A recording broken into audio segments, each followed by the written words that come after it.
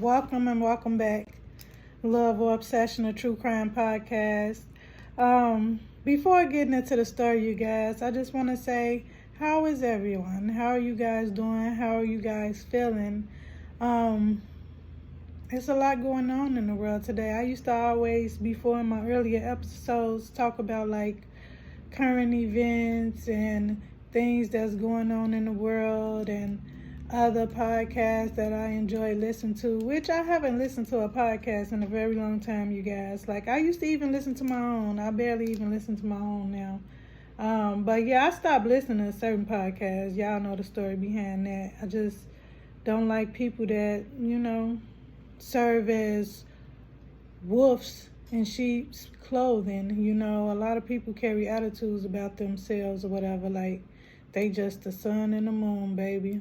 And I just say, humble yourself in the eyes of your God or no God, because a lot of people don't believe in God.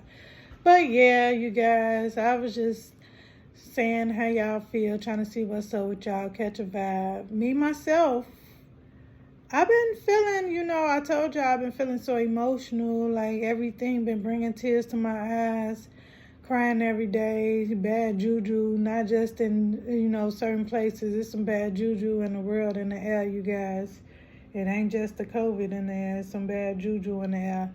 Because now my crying and all that is turning into, like, I'm in a mood to shit talk now, like, for real, like, I'm in a mood, like, who won't smoke with me, huh? Who won't smoke with me? Who won't smoke with us?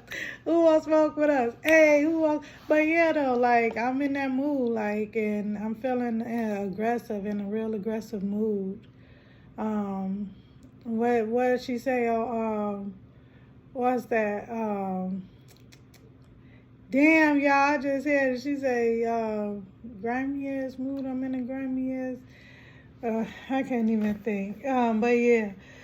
But yeah, you guys, today on Love or Obsession, we will discuss Jamichael Malloy. Really Danielle Locklear, the victim, because when researching this story, it's easier to find her than it is to find him. This story today teaches us about love, young love, and how, in my opinion, you shouldn't be so serious so soon. I feel like me and my other half are like victims of that. We are guilty of that, being so serious and so soon, at a point where we both was looking for something in somebody else. We should have just been focusing on ourselves, looking within ourselves, trying to find out who we really were. So yeah. For all the young people out there, so serious, so soon, and so young, I say no. No, it's a no-go. Jamichael Malloy was 17 years old, and Danielle Locklear, she was 15. Danielle was born July 10th, 1988 in Fayetteville, North Carolina. Danielle was a beautiful girl with a big family. Over the summer of 2013, Danielle meets Jamichael in a town that her grandmother lived in, which was 2 hours away from her home where she lived with her mom. She convinced her parents to let her attend school there to be closer to her friends and her new boyfriend for the following school year, because she had just met him that summer. Jamichael came across to the family as introverted and very, very quiet. Danielle was crazy about Jamichael, like head over heels from the very beginning. Trouble arose in paradise when Jamichael's best friend, Dominic Locke, became the third wheel in a relationship, where at first it was always just bros before hoes. Just a saying, but y'all know. So the friends had plans on enlisting in the military together, just real tight. And then Jamichael and Danielle became a thing. Jamichael and Danielle's relationship had ups and downs. One minute they were texting all night, and Jamichael was having dinner with Danielle's family, and then the next minute Danielle would be posting on social media about feeling no love and, being lonely. Danielle's aunt stated that the couple had broken up on or around Christmas and was back together a week later. So it was one of those on again, off again relationships. Like, I dump you and I go, I dump you and I go. Like, and I felt like it was more so probably of Jermichael trying to break away from the relationship because he was a senior in high school and he had these plans on going into the military. And at that time, Danielle was just coming into high school as a freshman. So he probably was trying to break things off with her, and she wanted, him to probably be more serious and probably be, I guess more committed like he was when he was sitting down having dinner with her and her family, like he was, just so young too, just to even think about it and talk about it like that. It's just like, whoa, slow down. But just thinking back at that age, because I always talk to young people nowadays and tell them, like, I was young once, and just thinking back to being young once, I didn't feel that head over heels about anybody at the age of 15, but I can understand that strong sense of, love, or wanting to love somebody or feeling loved by somebody, just from a few little kisses. It probably wasn't even no sex involved at the time. Well, in this story, I'm going to get to it, but I'm just saying, like, being young like that, you just be like, oh, I just love you so much. Somebody kiss your lips. Okay, so fast forward to March 11, 2014, and Danielle's mother gets a call saying that Danielle was missing. And Danielle had asked her grandfather to leave the house for a little bit at night. She had to return a book or something to a friend. So she had permission to leave home by her step-grandfather. And, I'm pretty sure he felt so terrible, just by even giving her permission to leave. But we know children at that age, like to pull the wool over parents' eyes, parental figure eyes, and, do their little capers and scapers and stuff like that. So it's no way that he could have known that that would have happened. So I hope he wasn't beating himself up too much, even though the whole family was so devastated. So Danielle's mother gets a call saying that Danielle was missing. Police was called and an investigation ensued. Danielle's aunt was hearing rumors from school kids around town about a popular teen hangout, a real secluded area by the river. And the rumors that Danielle's aunt was hearing was that was the last place that Danielle was last seen. So she wanted to check it out. Like, she decided to check it out. She wasn't waiting for, like, authorities or anything like that.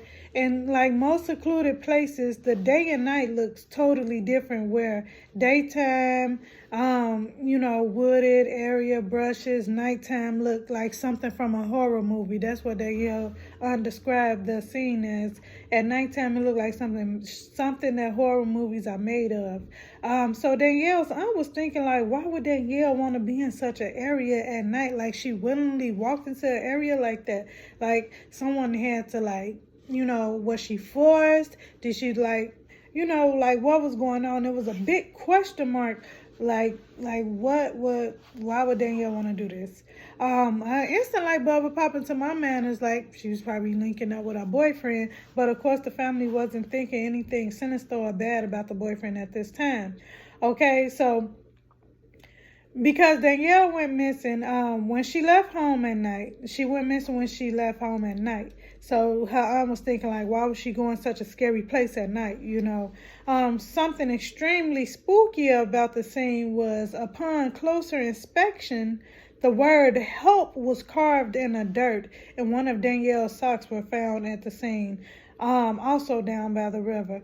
Danielle's aunt didn't know if this was like some type of prank, because, mind you, she was led to this area by hearing rumors from school kids. So she like, is this some type of prank or what? Like, is they being cruel and saying that they know some information about my niece and they lead me and all this? But this was so spooky, you guys, because this was no prank. The word help was carved in the dirt, and one of Danielle's socks was found at the scene.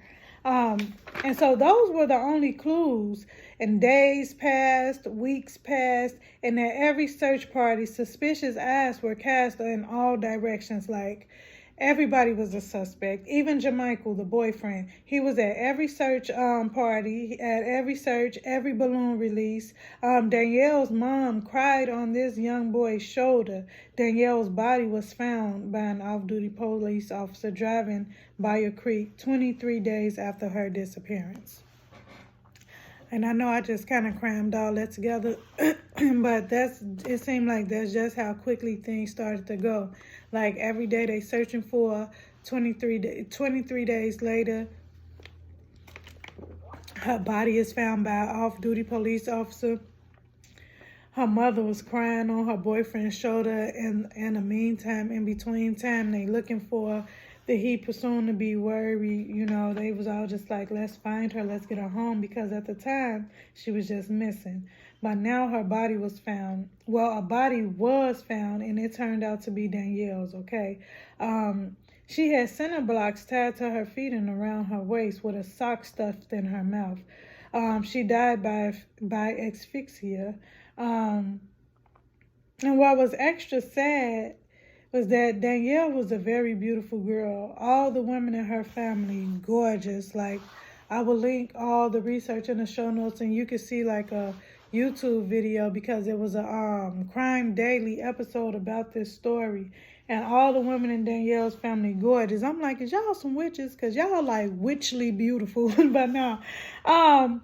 But well, I was saying, like, she was a very beautiful girl, and the people that was responsible for Danielle's death made it so she had to have a closed casket funeral. Like, that's just how it was. My heart breaks for her mother. In the interview, I could tell that she had tried to be strong, but she kept breaking. In case y'all haven't figured it out yet, Jermichael did it. The boyfriend did it. He murdered Danielle. Local news stations in Cumberland County, North Carolina, described this as children dealing with adult situations and operating with juvenile minds. And I can agree with that, because they in adult situations, and I said earlier that it probably wasn't sex involved, but it was sex involved, because the thing was, Danielle had lied and said that she was pregnant. She wasn't. I guess she said that maybe to keep Jermichael when he was trying to break up with her.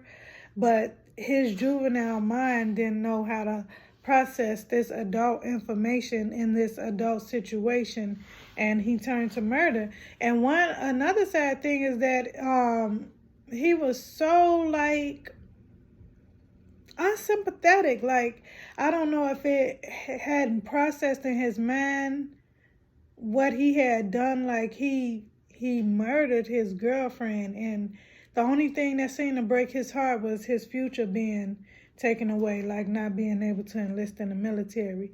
After all clues were leading to the boyfriend, Jermichael Malloy was brought in for questioning. He then admitted to choking Danielle Locklear to death, and he enlisted the help of his friend Dominic Locke and wrapping Danielle's body and tying the cinder blocks to her waist and her feet, and they threw her in the river. Well, he was just trying to say,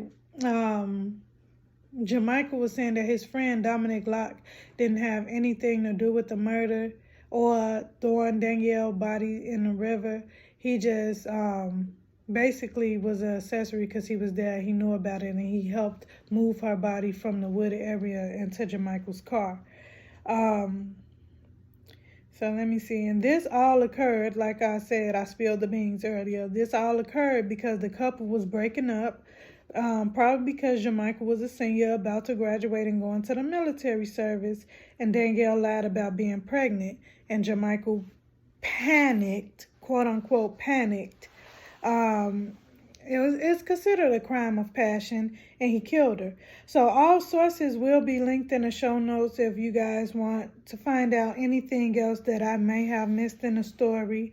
You guys know my stories are short stories for the most part. Jermichael was sentenced to 25 years in prison, and Dominic Locke received 7 years, and that was part of a plea deal, because without a plea deal, both boys could have received life in prison. It's sad. It's really sad that Danielle lost her life and her family lost her. Well, they were robbed of her. But like her aunt said, with the revelation of what happened to Danielle, the family can move towards a healing direction. Pictures can be found on the Instagram at Love or Obsession Podcast. Please send all messages and suggestions to loveorobsessionpodcast@gmail.com. It's Queen. I love you guys. Peace out. So thanks you guys so much for listening and tuning in to the podcast. I hope you guys enjoy the video experience that I do provide, whether minimum. Because one thing I always wanted for my YouTube channel was to have all the cool little edits and stuff that people put up. I'm still working on that stuff, you guys. Just take me as I am. Please, thank you. Thank you guys so much for listening. I will be back next week with another episode. Please subscribe to the channel, like, share, tell a friend. It's Queen. Peace out, you guys. Love you.